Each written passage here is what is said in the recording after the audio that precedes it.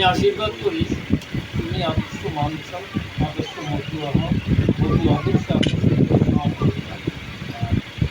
বিপদ এই লীলাভক্তির জিনিসপত্র আছে, এগুলো ভক্তি মতে নিতে মধ্যে তাদের বিজয় করবে, তাদের আমাদের এই কষ্ট, আমাদের এই আশা হরিধ্বনি করো। হরিবল। কি নাম তোমার? কোন ক্লাসে পড়ো? বেশি লম্বা হয়ে গেছে।